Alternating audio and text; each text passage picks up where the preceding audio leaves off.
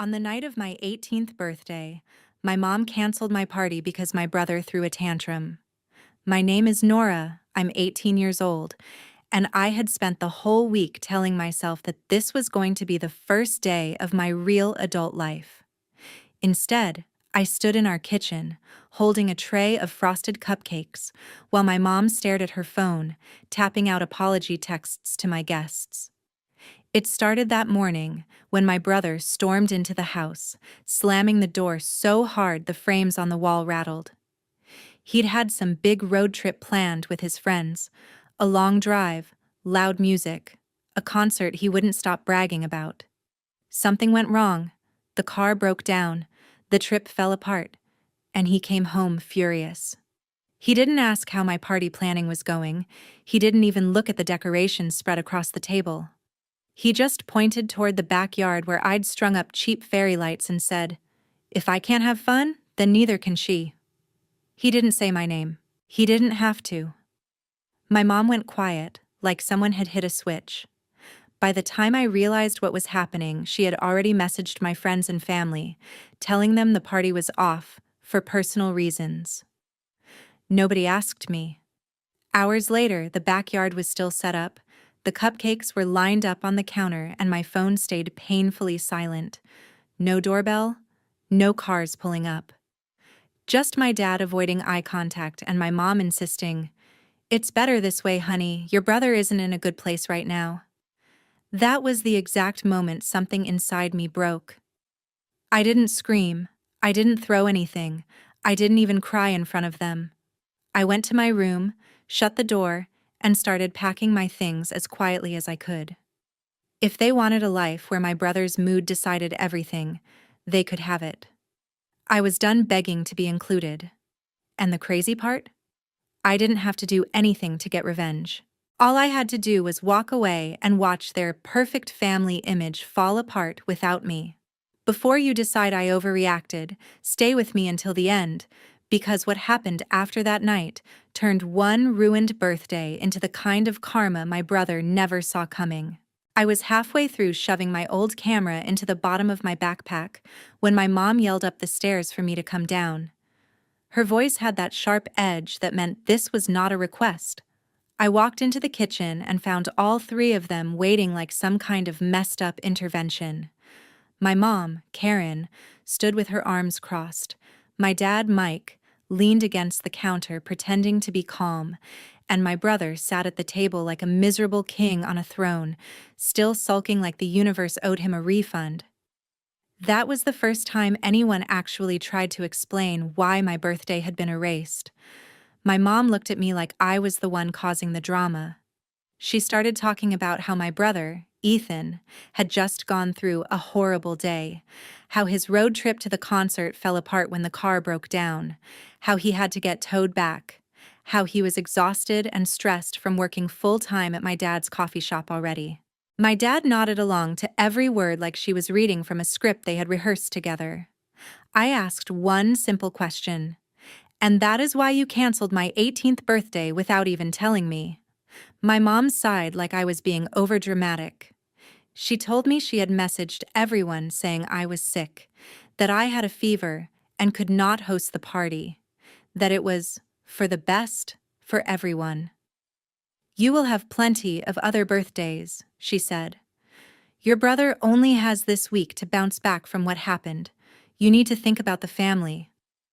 I just stared at her. In that second, every time "think about the family" had really meant "think about Ethan" came rushing back. Movie nights where I sat on the floor or took the broken chair because Ethan's back hurts. Road trips where the playlist was always his, and if I suggested a song, it turned into a joke about my terrible taste while my parents laughed along. Last year, he got a brand new laptop for work. And I got his old slow one with the line, "His is still perfectly fine, you do not need anything fancy." All of that stacked up in my head and landed right there in that kitchen. I asked, my voice shaking but clear, "So, in 18 years, has there ever been a day that was actually about me?" Ethan snorted and leaned back in his chair like this was the best entertainment he had had all week. Oh my God, Nora, you are seriously making this about you right now, he said. I just lost my entire trip. My week is ruined. Work is killing me. And you are whining about cupcakes. You do not see how selfish that is? You just have to accept that this week is not about you. I turned to my dad. What do you think? He would not meet my eyes. He stared at the counter and said quietly, I just want everyone calm. Your brother is not in a good place. A loud party would make things worse. We can make it up to you later. I laughed, but there was nothing funny about it. I am not in a good place either. Does that matter at all? Ethan jumped in before my dad could answer. You are fine, he snapped. You always are. You are tough. I am the one carrying the real pressure. I am the one working full-time at the shop, listening to rude customers, worrying about the bills. I deserve a break more than you deserve a party. The sentence from that morning hit me again like a slap. If I can't have fun, then neither can she. I looked at my mom and asked, So, because he missed a concert, I do not get a birthday. Is that really what you are saying? My mom's voice went up a notch. She accused me of not having family empathy. Said Ethan had always been more sensitive, more fragile, that he felt things deeper, and that I had always been stronger and more independent. It sounded like a compliment, but it was really just a neat way of saying, we do not have to worry about you. I pressed her. And, lying to everyone that I am sick, that is empathy too. She shot back instantly. I did not want anyone bothering you, and I did not want anyone bothering your brother. It was an adult decision. You do not understand the bigger picture. The room felt smaller and smaller. Ethan and I started yelling over each other, his voice full of blame. He kept saying I was the reason the family atmosphere was toxic, that if I would just stay quiet and let things go, everything would be fine. I told him this family had never been balanced, that I was done watching all of us orbit around one person. Our voices climbed higher and higher until my mom was yelling at both of us to stop, and my dad was muttering, "Enough," without actually standing up for anyone. Right in the middle of all that noise, the doorbell rang. Nobody moved. It rang again, and again. Finally, my dad pushed himself off the counter and went to answer it, probably hoping it was a delivery he could hide behind. I heard the door open, then his surprised voice. Lisa, what are you doing here? I stepped out of the kitchen and saw my Aunt Lisa, my mom's older sister, standing on the front step with a suitcase by her side, looking past my dad into the house. From where she stood, she could see everything: the half-decorated backyard, the untouched birthday cupcakes, my red face. My brother slouched at the table like a storm cloud. She did not need anyone to explain. One look at that scene and she knew something was very wrong. And in that instant, I realized this night was not just about a canceled party anymore. It was about to become the night everything started to crack. Aunt Lisa rolled her suitcase through the front door and stopped, taking in the half-hung banner, untouched cupcakes, and fairy lights still glowing in the backyard. My dad stepped aside awkwardly. I was in the hallway, feeling like someone had just opened a curtain on a scene my family never wanted anyone to see. My mom appeared a second later, plastering on a bright, fake smile. Lisa, we didn't know you were coming, she chirped. Lisa raised an eyebrow. I texted you yesterday, and this morning, she said. No reply, so I thought I'd surprise my niece for her 18th birthday. She looked straight at me. Happy birthday, Nora. Supposedly. I opened my mouth, but my mom cut in. She's sick, she announced. Fever, chills.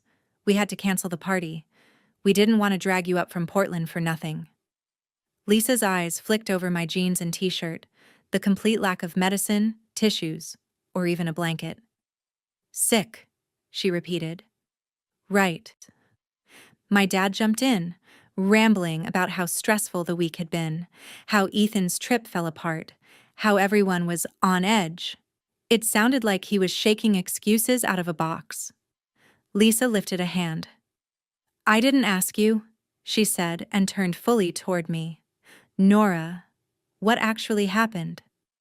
No one in my house ever asked me that. Something in me decided this was it. I told her my party had been canceled without anyone asking, that my mom texted everyone saying I was too sick to host, that my brother came home furious about his ruined concert, said, "If I can't have fun, then neither can she." And somehow, that one sentence outweighed my birthday. Then I told her it wasn't just tonight. I told her about movie nights on the floor while Ethan got the best spot for his back. Road trips where my songs were a joke, the brand new laptop he got for work, while I got his glitchy old one because you don't need anything fancy, you're strong. My voice shook, but I didn't stop. When I finished, the kitchen went silent. My mom jumped into the quiet. "She's exaggerating," she said. "You know how teenagers are. Ethan's had a hard time. He works full-time at the shop, all that pressure. We just try to support him emotionally. Nora has always been independent. She doesn't need us the same way." From the table, Ethan scoffed. "We're really doing this in front of Aunt Lisa? Over a canceled party?" Lisa's eyes stayed on my parents. "Support him emotionally," she repeated. "Interesting." My dad shifted. "Lisa, that's not fair." "What's not fair," she cut in, "is that for the past 2 years I've been wiring you money every month to keep Mike's coffee shop open. Rent, inventory, extra this month because you said you wanted to do something special for Nora's 18th. And now I walk in and see this." My brain stuttered. "You've been paying for the shop?" I asked. "For 2 years?" Lisa's face softened when she looked at me. "Yeah," she said. "When the pandemic hit and the shop almost went under, your mom called me crying, said she didn't want you and Ethan to lose your home. I believed her. I thought I was helping a family doing their best." Her expression hardened as she turned back to them. "I did not sign up to fund a system where one kid's meltdown matters more than the other kid's milestone." My mom bristled. "You don't understand how sensitive Ethan is," she said. "We have to be careful with him. Nora's strong. She doesn't need that kind of support." "Being strong doesn't mean she doesn't need any support," Lisa shot back. Then she looked at Ethan. "You're 22. You missed a concert. That sucks. It does not justify canceling your sister's 18th birthday and lying to everyone about it." He rolled his eyes. "I didn't ask you for anything. I work there. I'm under pressure. They did what was right for the family. She's the one making a scene." Lisa let out a short, humorless laugh. "No," she said.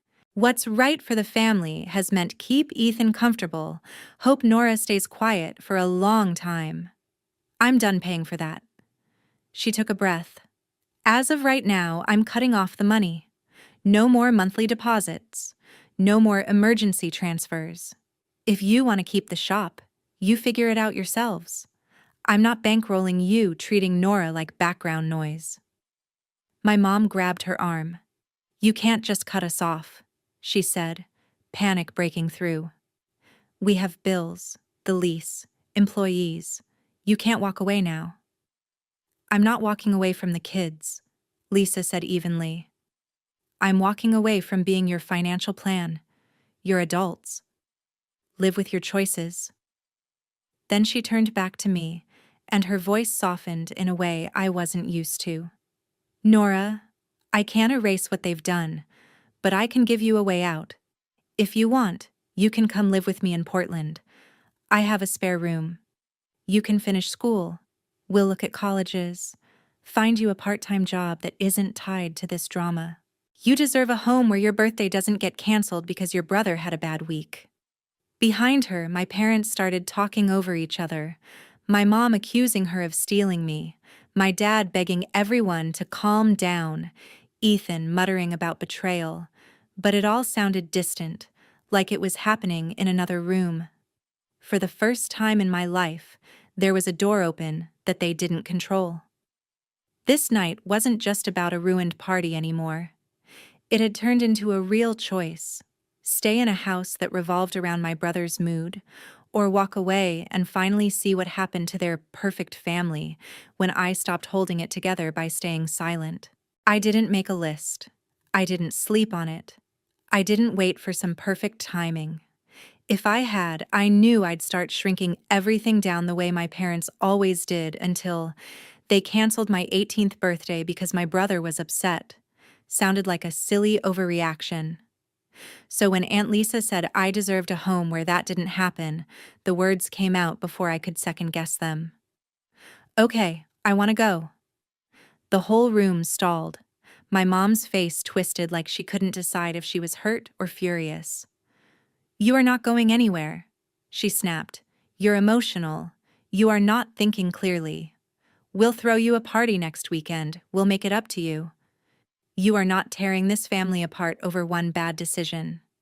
My dad raised his hands like a referee. Hey kiddo, let's just calm down, he said. Your aunt is worked up. We can talk tomorrow. You don't just move to another state because of an argument. Lisa didn't flinch. She's thinking more clearly than either of you, she said. And she's 18. She gets to choose. My mom turned on her. You're trying to steal my daughter, she said, voice shaking. You show up from your perfect Portland life and judge us, and now you're dangling money and freedom in front of her like some bribe. This is what you always do: swoop in and play the hero. If I were bribing her, I'd have brought a cake and not let you cancel her birthday, Lisa said.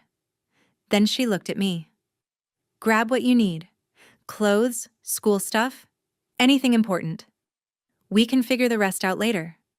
You don't owe anyone here a performance first.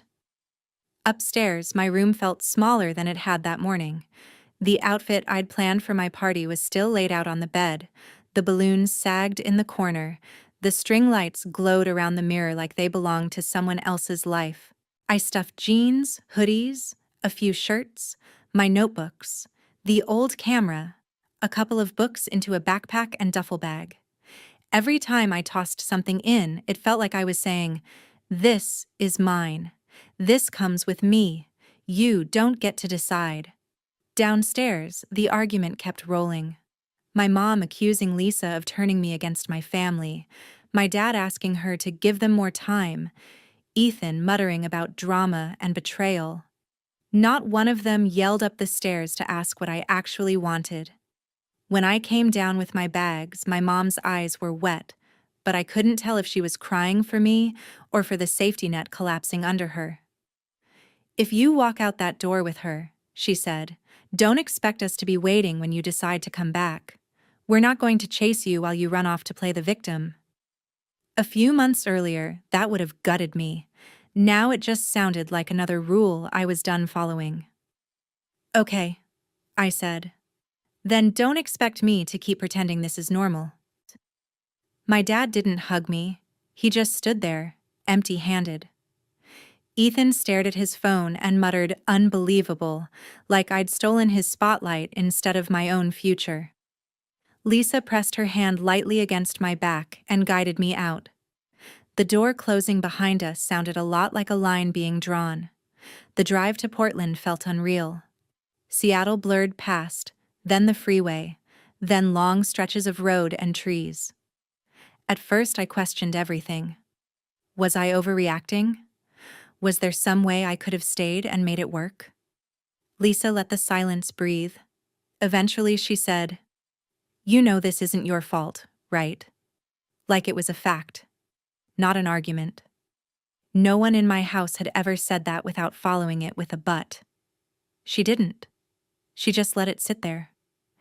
Her house in Hillsdale was small and warm, with real plants, shelves of books and cameras, and a spare bedroom she handed over without hesitation. "It's yours as long as you need it," she said. "We can change anything you don't like. The point is, you feeling safe." That first night we made burgers on the stove and ate them on the couch, watching whatever I picked on Hulu. Nobody checked whether my brother would approve. It was so painfully ordinary, it felt revolutionary. Over the next days, my life shifted from reacting to planning. Lisa sat with me at the table, laptop open, and walked me through college options, scholarships, part-time jobs that weren't tied to my dad's shop. Whenever I said, "I don't think I'm good enough for that," she'd ask, "Who told you that? You or them?" It was uncomfortable seeing how many limits in my head sounded suspiciously like my parents'. My phone didn't stay quiet. At first, my mom sent long texts that started with, "I'm sorry you felt hurt," and slid into paragraphs about stress, Ethan's emotional state, how hard parenting was. She swore she loved me, equally, said they only canceled because he was on the edge. My dad messaged shorter things.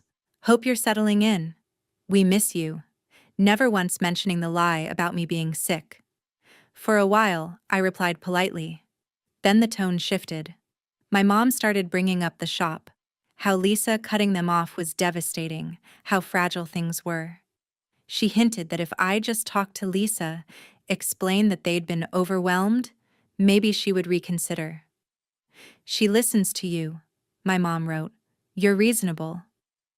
Reasonable didn't mean they wanted me. It meant they wanted me to fix this for them, like I fixed everything else. One night, after another message about how they couldn't survive without Lisa's help, I set the phone down. "They don't miss me," I said. "They miss what I can get them." Lisa didn't sugarcoat it. She told me about the call when my mom had lost her grocery store job, about how she'd framed Ethan as the future, the one who would carry the family once the shop took off. In that story, I realized I'd never really been the main character. I'd been the backup plan, the strong one they assumed would survive being overlooked. The next time my mom video called, showing me every corner of the house like a guilt tour and ending with, "If you just talk to your aunt, maybe she'll help us again," I finally asked, "If I came back, would it be because you want me there? Or because you want her money back?" She hesitated just long enough to answer without words. That hesitation was what stuck with me later, when I started to understand that I had one thing left they still wanted to control. Whether I stayed gone or came back and put myself back in the role they'd picked for me. And that realization was what pushed me toward the ultimatum I was about to give them, the one that would finally force them to choose out loud who mattered more. At some point, the calls and texts from my parents stopped feeling like conversations and started feeling like spam. Every message had the same three ingredients: a half apology, a full paragraph about how fragile Ethan was, and a line about how the coffee shop was barely hanging on since Lisa cut them off. One night, after rereading another wall of text about how much pressure Ethan was under, I got tired of wondering where I ranked in their priorities and decided to find out. I typed, "If you really want me to even think about coming back, then Ethan needs to move out. He's 22. He can live on his own. I will only consider coming home if he leaves." Even to me, it sounded harsh, but I wasn't actually negotiating. I was testing them. I hit send before I could talk myself out of it. The typing bubble appeared, then vanished. Then nothing. No answer that night. None the next day. For the first time since I left, my phone was completely quiet. Meanwhile, my life in Portland kept expanding in small, real ways. Lisa helped me get a part-time job at a little independent bookstore with crooked shelves and a temperamental register. I stocked shelves, recommended books, and went home smelling like paper and dust instead of burnt espresso and stress. That's where I met Jake, a tall engineering student who came in looking for a textbook and stayed to talk about everything else. When I told him I'd moved from Seattle because my family was complicated, he didn't push. He just nodded like he got it and asked if I wanted coffee after my shift. A few weeks later, we were doing homework together at the public library, and for once my world felt like it was orbiting something other than my brother's mood. One gray afternoon, we walked out of the library laughing about one of his professors, and the hair on the back of my neck stood up.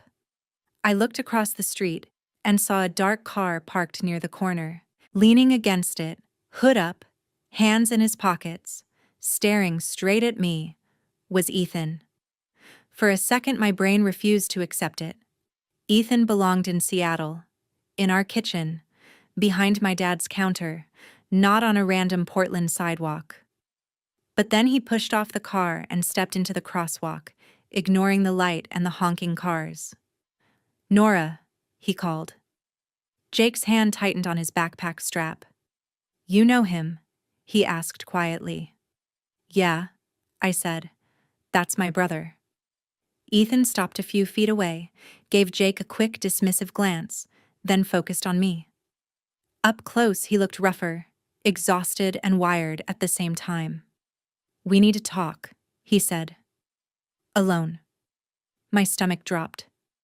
"What are you doing here?" I asked. "How did you even find me?" He rolled his eyes. "Mom gave me your address," he said, "and your schedule. She said you're working at some dusty little bookstore and hiding in this library every day. They're worried. They don't get why you're doing this. So I told them I'd come down and try to talk some sense into you, since you won't listen to them." Of course they had sent him. When guilt texts didn't work, send the golden child in person. I took a breath. "If you've got something to say, you can say it right here," I said. "I'm not going anywhere alone with you." Jake stayed beside me, solid without being in front of me. Ethan laughed without humor. "Fine," he said. "They told me about your little ultimatum. You said you'll only come home if I move out. Do you have any idea how insane that is? You're trying to blow up the family because you didn't get a birthday party." Hearing him shrink my entire childhood into a birthday party made something in me go cold. "I'm not blowing anything up," I said. "I gave them one chance to put me first. Just once." "So what did they decide?" His jaw tightened. "They decided not to throw their son out on the street to feed your ego," he said. "They're not kicking me out so you can feel special. They picked their sanity." It hurt, even though it was exactly the answer I expected. It hurt because he said it like it was obvious, like there had never actually been a question. I held his gaze anyway. "So now what?" I asked. "You came all the way here to tell me they chose you again." He stepped closer, just enough to make my heart rate spike. "No," he said. "I came here so you can stop this and fix what you broke. You're going to come with me, call Mom and Dad, and tell Aunt Lisa you made a mistake. This whole thing ends when you stop pretending you're the victim." My wrist started to tingle even before he reached for it. And in that split second, I knew whatever happened next was going to cross a line none of us could pretend didn't exist anymore. The second his fingers closed around my wrist, everything else blurred. His grip was hard enough that I knew I'd see marks later. "You're coming with me," Ethan hissed. "We're going to call Mom and Dad, and you're going to fix what you did." I yanked back, but he tightened his hold. "Let go of me," I said, louder than I meant to. People on the sidewalk looked over. Before Ethan could drag me a single step, Jake stepped forward and pried his hand off my arm with this steady, controlled strength I'd never seen used in my defense before. "She said let go," Jake said, voice low. "Touch her again and I'm calling the police." Ethan jerked back like he'd been shocked. For a second he just stared at Jake, then at me, like he couldn't believe anyone was telling him no. Then the disbelief twisted into rage. "Wow," he snapped. "You're actually going to call the cops on your own brother because he tried to talk some sense into you. You are so far gone, it's insane. This isn't you, Nora. Lisa and this guy." He jabbed a finger toward Jake. "Have you brainwashed?" Jake didn't flinch. "This is her," he said. "You just don't like that she finally has backup." My wrist throbbed. My heart was racing, but the fear felt different now. Sharper, clearer. "You crossed a line," I said. "You don't get to put your hands on me, not anymore." Ethan scoffed. "Oh, please. Stop acting like some abuse victim. You're hurting everyone. Mom's devastated, Dad's humiliated, the shop is hanging by a thread. And you're out here playing the wounded princess. You're the one doing the damage. A few months earlier, those words would have swallowed me whole. I would have cried, apologized, begged to fix it. Now, with my wrist still burning and Jake standing beside me, it just sounded like what it was. Panic from someone who'd finally been told no. I didn't break anything, I said. I just stopped covering the cracks for you. His laugh was harsh. You're just jealous, he said. You always have been. Jealous that Mom and Dad actually need me. I'm the one who matters. Without me, the whole family falls apart. I held his stare. Then let it, I said. The words hung there between us. His mouth opened like he was going to spit something back, but nothing came out. He took another step toward me anyway, like sheer proximity could drag me back into the old script. Jake shifted. Ready. We're done, I said. Do not come to my job. Do not follow me. If you show up again or put your hands on me again, I'm the one calling the police. And I won't hesitate.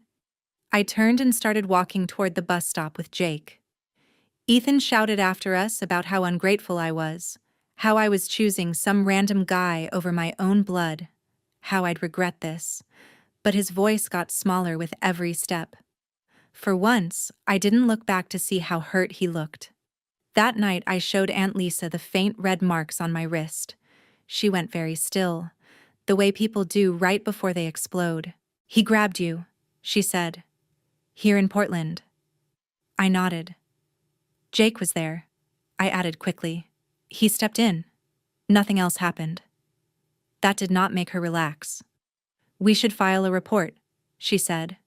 At least get it on record. Today it's a grab in front of a library. Tomorrow it's worse. People who think they're entitled to your body because you share DNA do not magically stop at a wrist. I pictured sitting in a police station, retelling the story to some officer who might decide it was just a family dispute. I pictured my parents finding out and lighting my phone on fire with rage. Part of me wanted that line drawn in ink. Another part of me was just tired of them owning any more space in my day. If he shows up again, if he touches me again, we go, I said. No discussion. But for now, I think he finally got that I'm serious. Lisa studied my face for a long second, then nodded once. Okay, she said. But I'm holding you to that. 2 full days went by with no calls, no texts, no surprise appearances. For the first time since leaving Seattle, the quiet felt like actual peace instead of the pause before another explosion. Then my phone buzzed with a long message from my mom. It started like so many others. We heard Ethan tried to talk to you. He came home very upset. We cannot believe you threatened to call the police on your own brother. This is not who you are, Nora. Then the tone changed. We have talked and prayed about your ultimatum, and we are not going to throw Ethan out of his home. He is our son. He is struggling. Asking him to leave so you can feel prioritized is cruel. We will not do it. My chest tightened, but I kept reading. The truth is, it has become clear that you only want to come back if it is on your terms and to punish us. That is not love. That is manipulation. You have turned Lisa against us, and because of that, she has cut us off. Do you understand what you have done to this family? We had to borrow money from friends to keep the shop open this month. We are humiliated. After everything we sacrificed for you, this is how you repay us. If you choose to stay there, do not expect us to keep reaching out. We are done begging. We will always love you, but if you insist on acting like this, we will have no choice but to let you go and focus on the child who still cares about this family. I stared at the last line until it stopped swimming. There it was, written out instead of implied. We pick him. Not, we have 2 kids and we're going to figure this out. Just a neat little sentence declaring what their actions had already told me for years. I waited for the familiar wave of guilt and panic. It didn't come. Instead, there was this strange, deep quiet inside me, like something had finally snapped into place. I typed 3 words back. Thank you. Goodbye. Then I blocked my mom, my dad, Ethan, the family group chat, every number and thread that led back to that house. My thumb shook a little when I hit the confirm button, like my body was still wired to expect immediate punishment.